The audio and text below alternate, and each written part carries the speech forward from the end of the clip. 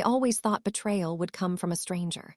From someone with no history, no shared blood, no laughter that echoed in the same childhood rooms. But betrayal came from the two people I loved the most, my husband and my sister, and when the truth finally found me, it didn't just hurt. It rearranged who I was. Growing up, my sister Anna was my everything.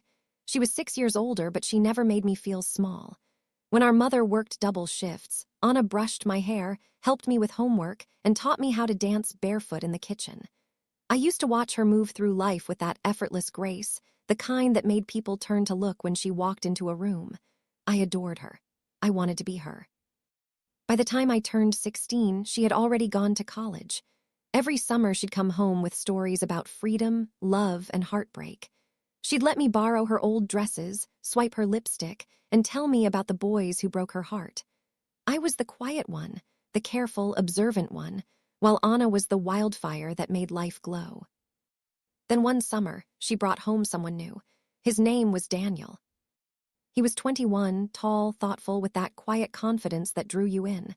I remember how his voice sounded when he laughed. It filled the house like sunlight. He and Anna had been seeing each other for a few months, but it seemed complicated. She told me not to ask too many questions. "We're figuring things out," she said. I didn't think much of it. To me, he was just Anna's boyfriend. But life is funny. Years later, he'd be my husband. When Anna left to study abroad, Daniel and I stayed in touch. It wasn't romantic, it was just friendship at first. We both stayed in the same city, and he'd check in sometimes. When I graduated and started working, he showed up at my celebration dinner. We reconnected. The years had softened him. He was Anna's ex-boyfriend anymore. He was just a kind man who made me feel safe. I fell in love slowly, carefully, the way you ease into cold water, testing the temperature before diving in. He proposed 2 years later, and I said yes with all my heart.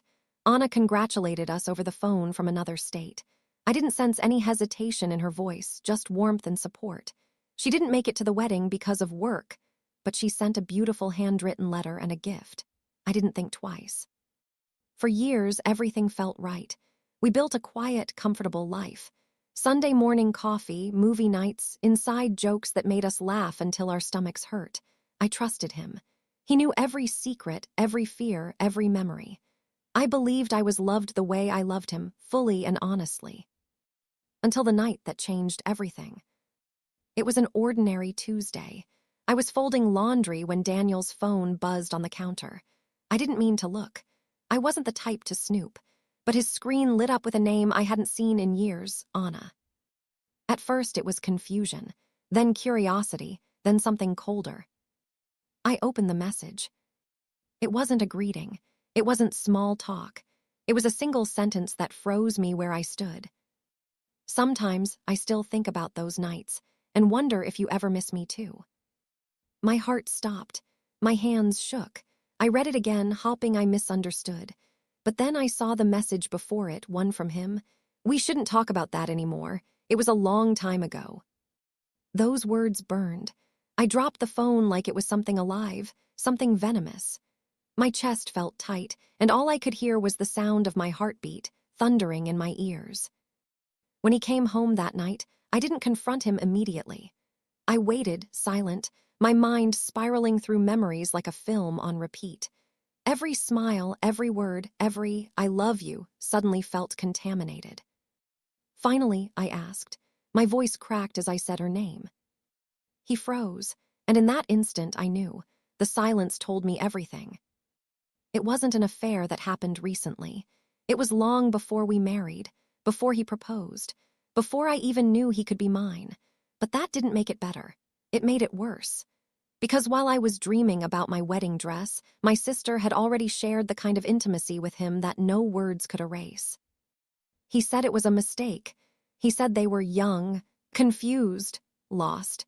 He said it meant nothing. But how could it mean nothing when it was her? When it was the person who tucked me in at night and promised she'd always protect me? For days, I didn't sleep. I reread every text, every photo, every memory. I realized that all along, there were subtle signs I had missed. The way Anna's voice softened when she mentioned him. The way he avoided questions about their past. The invisible thread that tied them long before me. I called Anna after a week. I didn't plan what to say. When she answered, my voice broke. She didn't deny it. She didn't even try. She cried deep, choking sobs and said she had spent years trying to bury it.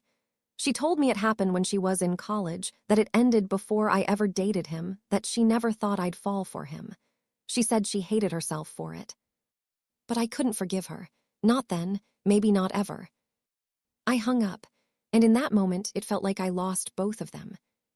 The following months were a blur. I lived on autopilot, going to work, cooking, pretending everything was normal for the outside world. Inside, though, I was hollow. I didn't know how to grieve two people who were still alive. Sometimes I caught Daniel staring at me like he was trying to fix something that couldn't be repaired.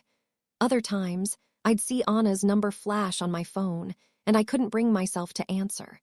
I kept asking myself, if I had known back then, would I still have married him? Would I have chosen differently? Or was this always the way it was meant to unfold? It took a long time, but one evening, sitting on the porch at sunset, I realized something. Betrayal doesn't always destroy love, it just changes its shape. I didn't stop caring about them completely, but the love I had transformed into something quieter, more distant, like a song I used to know but can no longer hum. Eventually, I filed for divorce, not out of rage, but out of self-preservation. I needed space to find myself again, to exist outside their shared shadow. Anna and I didn't speak for 3 years. When our mother got sick, we saw each other again in a sterile hospital room, both of us older, sadder, softer. There were no words big enough to fix what was broken, but she held my hand, and for a brief moment I saw my sister again, the one who taught me to dance barefoot in the kitchen. I don't know if forgiveness ever fully came. Maybe forgiveness isn't something you give. It's something that grows quietly in the spaces time creates. Now, years later, I live alone in a small apartment by the sea. I take long walks every morning. I paint again. Sometimes I think about Daniel and Anna, not with anger, but with a strange kind of gratitude. Because through their betrayal, I learned something I never would have otherwise, that even in the ruins of love, you can still rebuild yourself. Betrayal didn't end me. It revealed me. And that, I think, is its own kind of redemption.